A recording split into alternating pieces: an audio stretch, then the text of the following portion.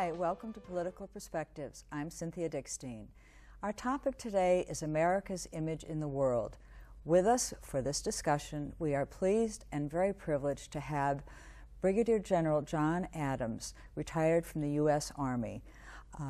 Welcome, John. As a foreign area officer, a military intelligence officer, and an Army aviator, Brigadier General Adams has served more than 30 years in the military, including nearly 18 years in Europe, Asia, the Middle East, and Africa. As a military attaché in Belgium, Rwanda, Croatia, and South Korea, he provided military political advice to U.S. ambassadors, U.S. government authorities in Washington, visiting U.S. government delegations, and he represented the U.S. with foreign government officials regarding national and regional issues. On September 11, 2001, General Adams was stationed at the Pentagon as Deputy Director for European Policy in the Office of the Secretary of Defense and directly participated in immediate disaster recovery operations at the crash site. General Adams' final assignment before he retired in September of 2007 was as Deputy United States Military Representative to the North Atlantic Treaty Organization's Military Committee, the highest military authority in NATO. Again, John Adams, welcome. It's great to have you here. Thanks, Cynthia. It's a pleasure. With all this experience behind you, does one specific incident or event jump out as something that was really representative of how poor our image is in the world? Well, of course, in the course of this discussion, I hope that we can remember what John F. Kennedy said at one point. We're not here to curse the darkness, we're here to light a candle. But I do appreciate the question. It's a great question. And let me answer it by talking about a particular event that happened, again, in 2001, as you just referred to. As Deputy Director of European Policy, I was involved and witness to the way that our Defense Department in particular handled the events of 2001 and the months afterwards. And one of the things that struck me was how really ineptly we handled the groundswell of support for the United States. We had, on September 12th, 2001, the day after so many were murdered in the United States, we had not only massive demonstrations of support throughout the world in sympathy with the United States, but we also had our most important alliance, the NATO alliance in Europe, declare for the first time in its history what they call Article 5. An attack against one is an attack against all. And they voted to implement Article 5 because it was important for them to recognize that this had been an attack on the United States. We, rather than seizing the opportunity to build upon this groundswell of support, and particularly from our allies, we conducted ourselves over the course of the next 2 years, culminating in our invasion of Iraq in 2003, as if we were the only ones that understood what was going on in the world.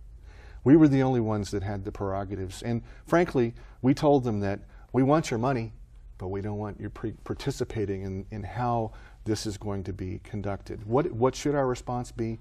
Rather than earning and reinforcing U.S. legitimacy as a leader of the world, we frittered it away by a series of unilateral actions that really, instead of reinforcing our support from our allies, distanced us from them. Mm-hmm. So I think that really stands out in my mind as a personal experience, because I was involved in trying to coordinate support from our allies, and I found often that the support that we were getting, the support that our leaders were trying to get, we wanted to confine it to support that didn't allow participation in the decision making. Why do you think that is? Do you believe that that is simply arrogance and hubris, or do you think that there was something more going on in terms of long-range plans for the future of Iraq and our role there? I think that there were clearly some ideologues in the Bush administration, some of whom I knew and worked around, who came into the administration with the intention of crafting a policy that supported their own particular views about what we should do in the Middle East. The attack on 9/11 not only gave an opportunity for those who wanted to inculcate fear among our own domestic populace so that they could consolidate their power. we see that with really the extra legal provisions of the current the Patriot Act. But foreign policy wise, what they were looking for was an opportunity to project our power unilaterally and militarily in particularly in the Middle East. But I don't want to confine it to to only one region, so that they would reinforce not only their political interests but also commercial interests as well. Oh, sure. The commercial interests were big. I mean, George Bush, as you remember, in the very beginning came out and said we wouldn't sign the Kyoto Protocol on global warming because it would be bad for the economy. So he didn't leave anything up to the imagination, yet didn't counter with any kind of cooperation, as far as I remember, with other nations to address this problem. No, and what sort of interpersonal or international relationship can you expect if you consistently flaunt the opinions of others? And the Kyoto Accords is an egregious example of that. It also brings up another question: why should Americans care what the rest of the world thinks about us? I mean, you don't have to look at our domestic issues very long to see that we've, in fact, most of our domestic issues have an international or global component. The economy, you just mentioned that, which is linked, of course, to the environment, which is linked, of course, to our dependence on foreign sources for energy, which is frankly linked to our problem with coordinating the immigration issues that we have with our good neighbors to the south. There are very few domestic issues which do not have a strong international component, and I think often in our public discourse many people wrongly tend to think, well, we have to look at home and just solve our problems at home. Well, that's not going to happen, because we don't have the ability to cut ourselves off from the rest of the world, nor would we want to. Well, I think there are some people out there who do want to witness the attitude among many about the United Nations. Well, isn't that sad? We set the United Nations up along with other like-minded countries during the 1940s as a way to try to prevent the cataclysms of World War II and World War I as well, when the failure of the League of Nations was fresh on everyone's minds. And the United Nations has these goals that, frankly, go back to our own constitutional values. We infused them into the United Nations. But I think a lot of Americans have been sold by those who would want to, again, for their own self-serving purposes, to lead us into really what I would call a policy cul-de-sac. The United Nations is there for us to work with. It's not a question, as those who would have us fear the United Nations, of it taking over and running our lives, but how in the world are we going to conduct our business with other friends and, frankly, potential foes unless we've got an international organization which we can come to meet and engage and try to solve common problems? That's the purpose of the United Nations. Doesn't some of the resentment toward the United Nations come from the fact that there is resistance or interference with some of our corporate goals when we are going into other countries for the benefit of our corporation and therefore our stock market and our economy? There's very often, and this has been argued before, little disregard for the environment of these poor countries or the lives of these poor people. And I would imagine that in the United Nations there might be some resistance to that. And that's one of the reasons that people who have this ideological agenda of us actually taking over the world might resent the world body. I think that's probably a fair statement. I wouldn't want to overemphasize, personally, I wouldn't want to overemphasize the commercial aspect of it. But I do think, though, that there certainly are. We have multinational corporations who may see this or that international program as a competitor, and therefore, if they can remove the United Nations as this competitor, then they're more free to conduct their business as they want to. Frankly, without the participation of the American electorate as well as anybody else. Sure, sure.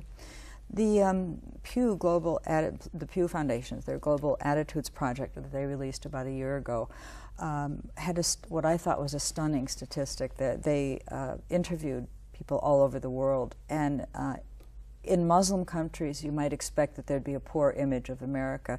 But in France and Germany, what I found remarkable was that in Germany 60% and in France 58% thought that our goal in Iraq was to control Middle East oil, and 53% in France and 47% in Germany thought that our goal in the invasion of Iraq was to dominate the world.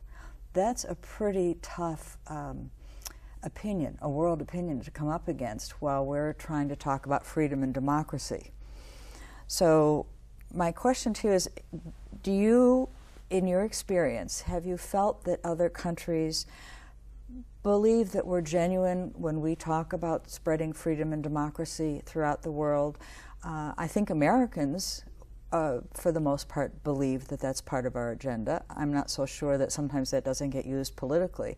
But in your experience, in the countries that you've been in, how do they view that mission that the United States undertakes, or that rhetoric, however you...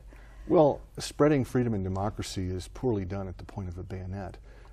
And I think that most Americans, frankly, having taken a look at what our misadventure in Iraq has cost over the last 5 years, are agreeing with that. How ironic is it that the majority of the American public feels perhaps much the same way that the majority of the German or the French public does? Well-educated people seeing similar facts are likely to come up with similar conclusions. I guess from my own experience, since that's what you're asking about, it doesn't surprise, that Pew survey doesn't surprise me. But what I would say, though, about the publics of Germany and France or other European countries, the countries that I'm, from my own experience, most familiar with, is that there is no lack of admiration for our core principles. No lack of it. Mm-hmm. And that's what we're, that we are able to rely upon. When we conduct ourselves as trying to spread freedom and democracy at the point of a bayonet, we undermine our own principles. And they see that just as we do. Mm-hmm. They feel just as uncomfortable with that as our own American public does. So again, that's not surprising.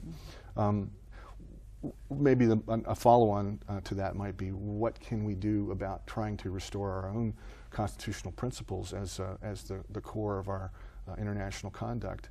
When we do things like imprison, when we do things like what we've done in Guantanamo, where we literally play games with people's lives, using extraterritorial prisons as a way to evade our own constitutional mandates, everybody sees that.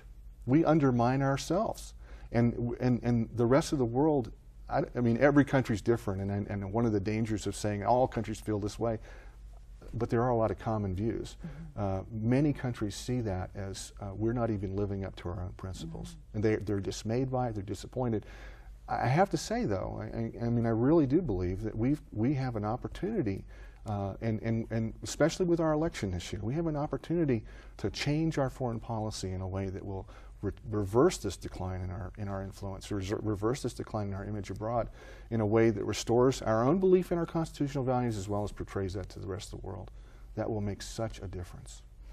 Which of the candidates, since you brought this around to the election, which of the three leading candidates right now do you believe would be the best president in terms of our image abroad? Well, I support Barack Obama, mm-hmm. and I'll tell you why. He is one, and I guess I should say before I go any further, I should say that any of the Democrats who have competed for the nomination this year would have been better than any of the Republicans who have a possibility of getting the nomination, simply because no Republican has refuted the policies, the failed policies of the Bush administration. So we can expect a positive change no matter which Democrat reaches the White House. But Barack Obama, because of his life experience, because of his passion, and frankly because of his common sense approach to solving problems, I think our challenge is to select the best candidate for the Democratic Party, and I think he will be the best candidate. If I may spend a moment on life experience, because I think that's really important. This is a man who, from his youth, understands how America looks, both from an American perspective and from a foreign perspective. Key important value, and something we've been missing, frankly, for the last 8 years. How can you possibly craft policies to work with other countries in a productive way unless you have the ability to understand them? And this is what I love about Barack Obama's experience as a young man. And as I think many people know, he lived in Indonesia from the age of 5 until the age of 11. And growing up as a young boy in another country, it has a profound effect on the way you view the world in a very positive way. He knows the way America is looked at by young people in the rest of the world, by people who aspire, who look at us as as a country that has a great deal to offer to the rest of the world. And he's seen that. He's not going to squander that. Mm-hmm. Please. You mentioned Guantanamo, and of course Abu Ghraib is also another black mark. And certainly I have bought the argument that this is a very poor thing to happen in terms of the safety of our own prisoners, the Americans who get taken prisoner, because if we've changed the standards of behavior and ignored the Geneva Conventions, then that's kind of a green light to people who would do the same thing to our prisoners. But I wanted to ask you along the same line about Blackwater. I don't know Obama's stand on the privatization of the military or using mercenaries who get paid so much more than our own military, and who I think give a very black mark on America by their behavior because they're not accountable to anyone. But I would love to hear your thoughts on that as a military person. Well, I'm familiar with Blackwater. We probably should say for the audience what it is. It's the private organization that hires soldiers and ex-soldiers and what we used to call mercenaries to fight around the world, and they hire them from all around the world.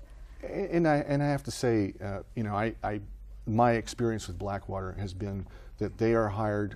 Blackwater Security is hired to do security contracting types of business in places where there aren't, or it would be inappropriate to use active duty military to do that. Far too much privatization of what should be military functions. But the real answer to trying to pull ourselves away from this dependence on contract military is simply we need to end our involvement in Iraq. One of the reasons we don't have enough soldiers is because we're far overextended. We can't afford to send more soldiers because we're already tapping out our military. Company grade officers are leaving in droves. But isn't this where we're then turning to Blackwater? Exactly. So my point is this: we need to end our involvement, our unilateral involvement in Iraq, and there are ways to do this. I'm certainly not advocating just leaving the country to its own devices, but we've done a very poor job at trying to work together with the United Nations, as we talked about, with other countries to try to build a legitimate security cooperation there in that country. The rest of the world knows it's a disaster. We should work with them, but we're going to have to let them participate in the decision-making process. We can't just unilaterally decide ourselves how we're going to do that. And we also can't unilaterally decide who gets the contracts. But it's fruitless to go to our allies in Europe, all of whom have sophisticated economies and who, frankly, some can perform some reconstruction and security tasks at least as well as we can, and say, well, you didn't participate in the invasion, so we're not going to let you have a contract for this. That's ridiculous. So we've done a very poor job at getting other countries to work with us to try to rebuild some stability in Iraq. We need to contribute, but not control, the stabilization of Iraq, as we're doing now. How would that help us with this privatization of security? Well, frankly, we don't need 180,000 American contractors in Iraq. We simply don't. That's more than military at this point. At this point, that's right. Yeah. And granted, a lot of those are not American citizens, but they are employed by American contractors. So we've got really the American taxpayer. When we think about the $9 billion that we spend in Iraq a month, a lot of that goes to the contractors. I think that's a huge, if nothing else, a huge opportunity cost us to address problems here at home and other problems that we've got internationally that we could address more successfully. I think it's terribly unfair well, I think it's unfair we sent the military into Iraq anyway. I think it's really unfair that you're asking them to serve when you're paying Blackwater mercenaries or private contractors 3-4 times the amount of money that the military is getting. And then I think the biggest disgrace of all is what happens when they come home and they aren't getting the medical care. Now, this has to affect our image in the world as well. It's not a foreign policy issue, but I'm sure it's out there in the media that the world knows that we're not supporting our soldiers, and that can't be helping us in terms of respect. I would agree with you. Our public is there are other informed publics that are at least as well informed as we are, and they read and understand what's going on in Iraq and other places in the world. So yeah, of course they see that, and they again, that undermines our credibility and our legitimacy as a participant in the world. Mm-hmm. Now I have another opinion question for you, and Please. Back to the candidates, because Iraq is so crucial. It was the beginning of our the slide of our loss of respect in the world and our image problems. Do you think that we are really going to leave there because of the oil, and we've built the largest embassy in the world in Iraq? Do you really think we're going to leave no matter who gets elected? Yes, I do. I think we should, in fact, cultivate a good cooperative relationship with the Iraqi people through their legitimate representatives, mm-hmm. and that there's more to talk about there, but I think that's a fair statement. We should cultivate a robust and productive relationship, cooperative relationship with the Iraqi people and their legitimate representatives. But I think the number of troops that we have there now, we can drastically reduce the number of troops there. The troops that we have there, frankly, what we need to do, and Barack Obama has said that within a month of his taking office, he'll begin to withdraw combat brigades. We estimate it'll take about 16 months to get the combat brigades out. Now, there may be contributions, American military contributions, appropriate contributions to an international security force there, much as we've tried to do with greater or lesser success in Afghanistan, where NATO is in charge of the mission in Afghanistan. But we should contribute to that. It's important for us to be part of that. But I think because of our history there, it's important for us to contribute but not control that. Mm-hmm. It should be multinational, and it should not be under American control, because only by doing that will we convince other countries who are used to us going it alone, who frankly view us often as having created the problem. Mm-hmm. Only by participating in a contributory way as opposed to a controlling way are we going to get the kind of confidence that we need to really build an international relationship, an international security force in Iraq. One of the things that I think Barack Obama does well, and I don't want this to turn into a cheerleading thing for him, but is I think Americans sometimes view the world as the other, that we're very tribal in a way, or provincial, whatever word you want to use, and that, you know, it goes along with this disregard for the United Nations, and you know, I hear people say all the time we give too much foreign aid, when in fact we give GP, gross national product, we give the least amount of foreign aid of any wealthy country, but they don't want to, and it's, I think that's one of the problems. I mean, it's a two-sided issue, our image in the world, because I'm sure the world is looking at that. It's not just George Bush's arrogance, but it's sometimes the American people's arrogance, because we have so many good qualities as a nation, but there's still that part that we feel that we are blessed by God and we are the premier nation on the planet. And I think that's resented as well. And somebody has to do something to educate people, or to make them a little more worldly in their view. And it's certainly not our media who's talking about Britney Spears, 24/7. Well, honestly, I think the beginning of us trying to redress our image in the world really needs to be to redress our image of ourselves and how we conduct ourselves, and what should we do. And I've talked before about returning to our own core principles and our constitutional values.